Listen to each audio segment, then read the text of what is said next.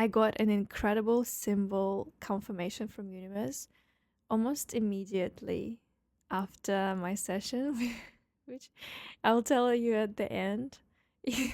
And I don't mean it in the way like a clickbait. I'll tell you the best thing at the end, but it's like the best thing has happened at the end of the story. And to get the story, you've got to hear it from the beginning. And it's funny because I'm starting this video. It's not the hypey topic though.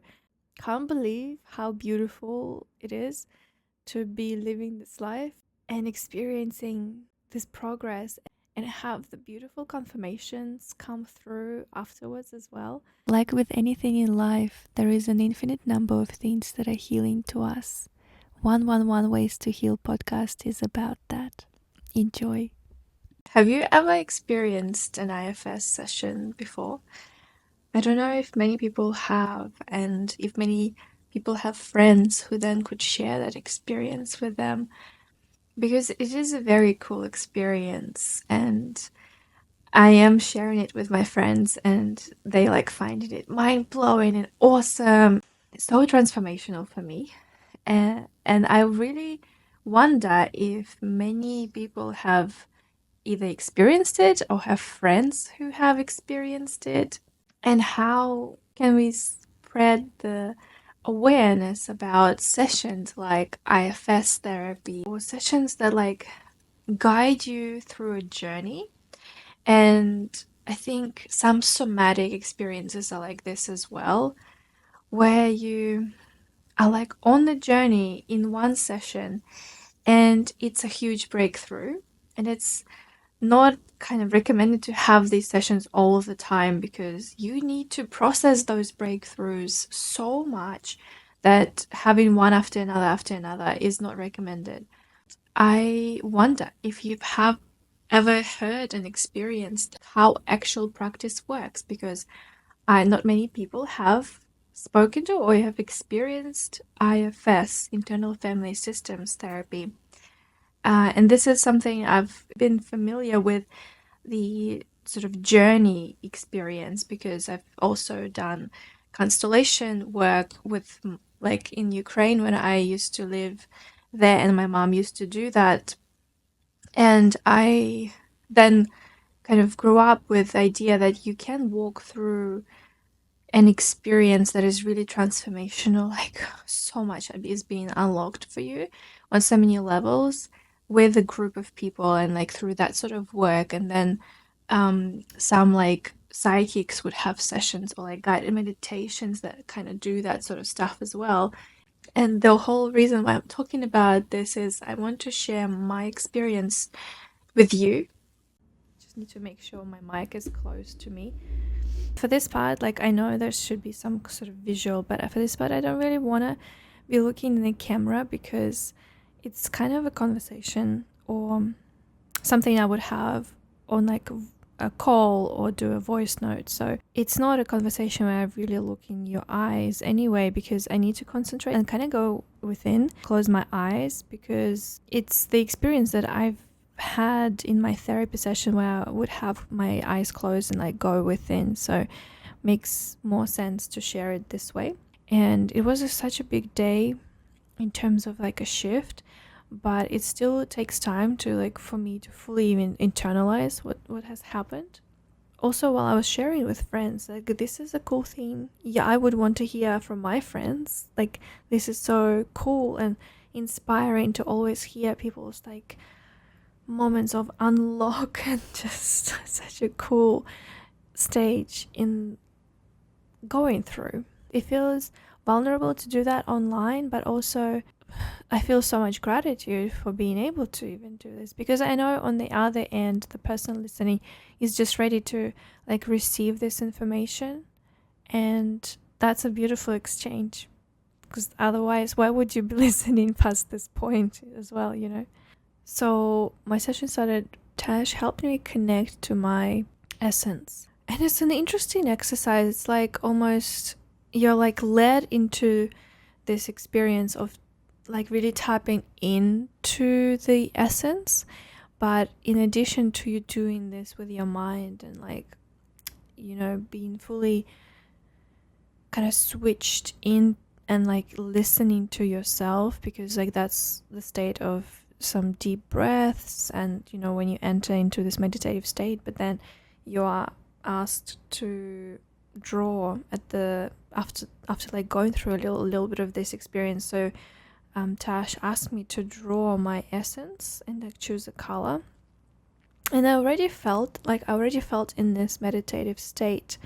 So after that, like everything becomes a little bit blurrier, because I don't remember like every single detail, because I am in meditation, like I am in this meditative state, which is so cool to experience. I got to connect to this essence of mine, like my highest self, and that's a beautiful state to be in, because you are like so much more understanding of yourself and like some patterns, and you have this beautiful access to your memories, and oh, it's gorgeous. It's like you're connecting to like a completely more expanded part of your brain, because there is so much more information, you know. And it almost feels like, all the claims about like brain potential and everything, even though it in a way has been disproven, but it's still like just interesting to see maybe brain scans of people like connecting to their higher selves. Actually, I wonder if there are some, because I know Joe Dispenza did some brain scan research, so I'm gonna look that up. Mental note. Hannah, who's editing this, please remember to look this up. Back to my session, and I started connecting to this firefighter, right? Like I thought this was a firefighter who was like stepping in and pulling me into avoidance and pulling me into like not thinking about it sort of mind state. And for me, it was showing through watching movies or scrolling, like just something that consumes my attention. Something is like really consuming of my attention, and I couldn't do work because that part of the brain is also extremely receptive of how I'm feeling. That part of the brain would look into it. So another part of me just overtakes and does the brain numb by scrolling or watching movies, and it's gotten really bad in the last couple of days. So during the session, I get asked, because as a IFS kind of guide, Tash walks me through this whole experience by me telling her what's going on, and she's kind of asking the questions or telling me things to tell to this part or like ask, because your task during the session, like my task is just to experience and feel it. But not to like think and strategize what to do next. It's more like receiving the suggestion and experiencing the result of that. You're not there to just like think what to do in most cases, unless it feels right and you then do it. Anyway, it will make sense while I'm talking about it. When I start connecting through this essence to a part that felt like it was just stepping in to protect, to stepping in to do something that it like believed that it's protecting me, but it's like taking over control over my days and like control over my life so much. And it obviously was really important for me to tap in and understand what, like, who is this part and what it is doing, without pushing it out completely from surfacing, because it will come back, because I've experienced it. This is it coming back. When you push it away, it will come back. So the best thing is to actually understand it and walk through this and go through it to progress further, to just keep going. It's part of the journey, I guess, for me to like go through these experiences. Through my essence, I could feel this blanket part. It felt like a soft wall, like a thick sort of material sort of thing that would just like a veil all around, but it's like a blanket. It was almost like protecting. Oh, it was probably a blanket if I think back to like the times when I was a child, and I would hide, like lie down under the blanket. And it was awesome because Tash asked me almost immediately when I started feeling like this blanket, because then it just completely took me there and reminded me how heavy it felt, like to have blanket on me, but at the same time have some sort of anxiety response to whatever was happening in my life at that time. And it, at that moment, like, it felt like a whole world is really heavy, really heavy. And as a child, I could not process it. I could not comprehend that feeling because it feels so heavy, going through like divorce for parents divorce, and it being really messy, and also moving to a completely different lifestyle in the countryside, and having like less people that I know in my life and new people in my life, and it was just all new. And I was lying down under the blanket, and I felt like the heavy world, and it's a very heavy feeling like on my chest, was protected by my blanket. And I was imagining that the blanket was like holding it for me, with me, but at the same time as like, starting to do that as a child, I would just go into complete imaginary world, and daydream, and like on night dream, just to get myself in that state of not being present in reality and be like more detached, like dissociating.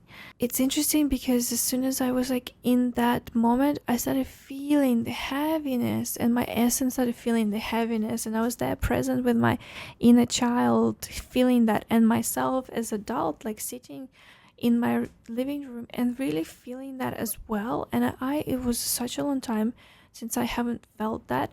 During the session, I was like totally in that moment in time, and funnily enough, like quite frozen emotionally, because sometimes sessions are like such a big emotional release and you cry. But that was the state where I wasn't showing emotion, and I wasn't allowed to show emotion. I feel like I wasn't allowing myself to feel that emotion, and in the first place. And probably, who knows what was the environment. I don't think it was like that hostile, but all in my head probably felt that way. And me being always so positive and optimistic, and experiencing that as an opposite thing, it was like big feelings, really big feelings. And I've developed different parts in me to cope with that sort of stuff. So my previous IFS session that I've mentioned in the interview with Tash on the podcast, I really got to know the part that was like dealing the execution part of all of this. During the second session, I got to know a part that was holding the heaviness of the world as a blanket for me, and I would distract myself, or was taught to distract myself, because it was something my father did. He would put on a TV and like get me distracting myself and watching stuff and not really processing it with TV. To get rid of the heaviness, Tash walked me through an exercise, like a balloon exercise, of putting all of this energy that felt really heavy, everything that felt really heavy, putting it all in the balloon. And I imagined a golden balloon that kind of just took everything. It just went all in that balloon. And it started becoming lighter and lighter because the balloon was golden, and it was all surrounded by golden light. So it became kind of lighter and lighter, and it was going up, and it felt so nice. When everything in the balloon became lighter and it went away, I came back to this inner child who was holding, like, who I joined and experienced this memory of being under the blanket. She was like, I was quite young, and coming back to this part and tapping into how she felt after dealing, with heaviness first and letting go in the balloon, I was able to really connect to this strong part of myself that was holding literally the world, the heaviness of it, and all the things that felt really heavy, in my life during that day, any of that as a child. And holding all of that and feeling like there is so much more to hold, because you almost feel the world, like, because we all are one. So I really felt like that heaviness, like almost you hold it for the whole world. And I also remember during those days, I started reading like a short passage from a Bible, because there was like a wooden thing that would be just around the house somewhere, and it would literally have like maybe 4, 6, 8 words all together. So I couldn't read, but I could remember what it said, and I could kind of read because I was like learning to read already at school. So I remember before every night I would like read that passage and almost pray that I won't be feeling this way, or like it will be lighter for me. Crazy, because nobody showed me what to do. Obviously, none of my family members were religious. Felt also weird to observe for my family members to like just be like, why is she picking up like this passage for prayer? It would be interesting, actually, need to ask that. Religious on her face. Cool to be like connecting to her. So, like it just was felt like that young self, that young part of myself that started doing all of this for me. I was really perceptive, was really like intuitive. And when I brought her back with me to the now, Tash guided me to like ask this younger part, like what would she want to do now, and really instantly feeling like she just wants to be like up in the clouds and being so light and seeing like experiencing joy, flying around and having like the best time, like Peter Pan style, sort of stuff. I don't know what it is. The thing is, I don't even know what Peter Pan is about because I've never seen it. So maybe I should watch Peter Pan to even understand how I'm using this reference. It did feel like I want to fly, and this part is like literally I'm just gonna be flying up in the clouds, like, because my other part, the one that's executionist part, having her obviously in my life is so special, and I front as that sort of like execution part. I feel like it almost merges with my personality overall and who I am. Like, it's quite key.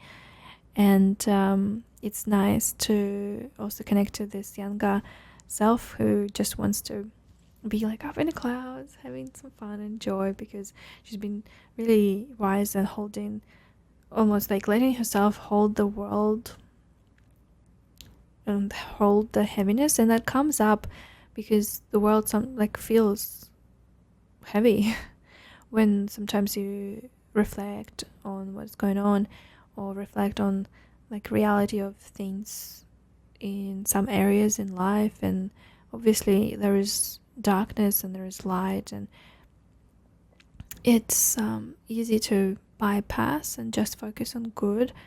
The best part about all of that experience is actually then, after spending some time together, having some lunch, Tash and I left the place to go to like sound healing session. During us crossing the road, we come across this beautiful couple dressed in all in purple. First of all, who would dress like that if it's not beautiful angels in the first place in your life? The girl has balloons, and we both notice how cute it is and how cool it is that they're all dressed like this.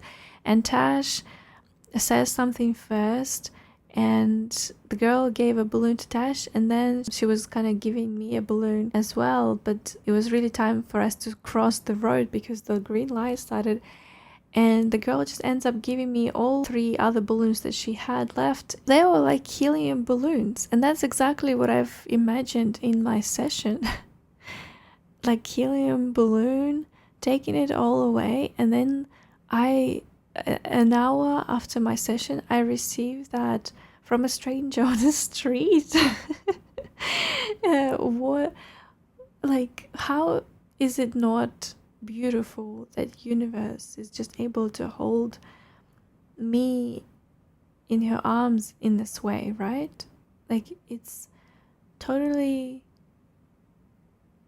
crazy and beautiful to be experienced, and like that in my process of going through like big realizations in the first place.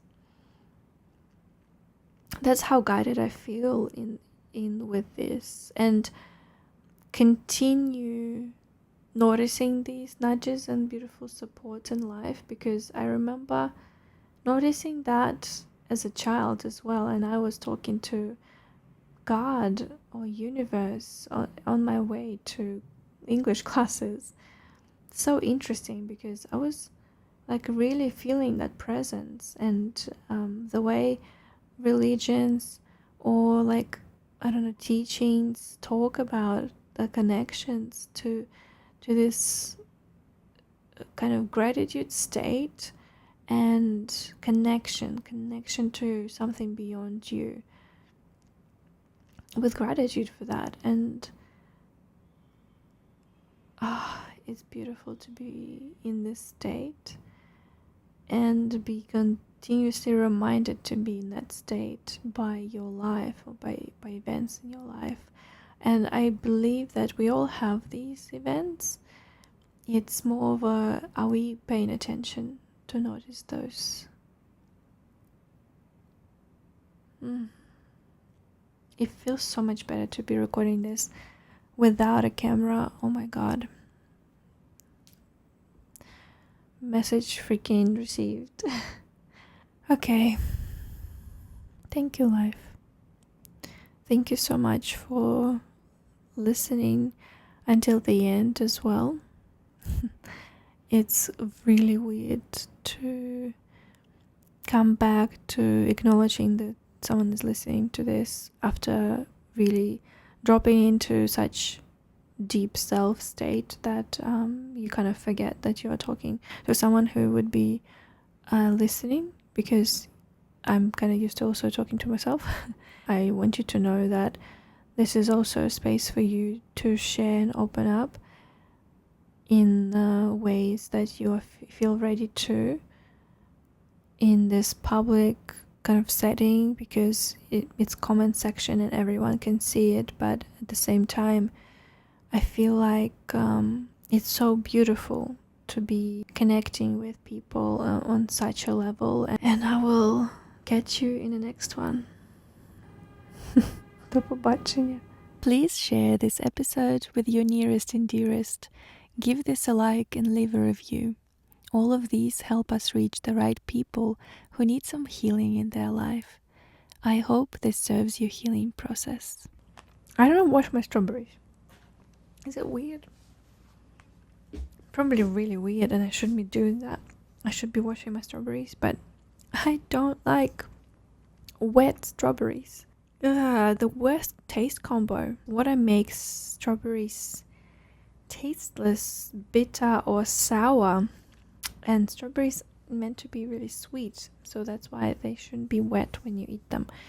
At least that's my connoisseur opinion. I feel like I've grown up in heaven. It's despite all of the childhood things that I keep like processing or even mentioning, with like, oh, it's been hard, like, processing all of this. At the same time, I grew up growing strawberries, having so much in abundance of strawberries. Even after selling them, you still have abundance of strawberries to finish to eat. You really need to eat them, otherwise they'll go. And it's usually a matter of like hours, so you've got to eat it, otherwise it will go away. Like, why would you throw away strawberries? So I grow up eating so many strawberries during strawberry season, and I could literally eat it 3 times a day for my meals with some sour cream and bread, and that would be the best days of my life. What a blessed childhood, you know? So much gratitude for like my life. Always. Also, so healthy. So much vitamin C.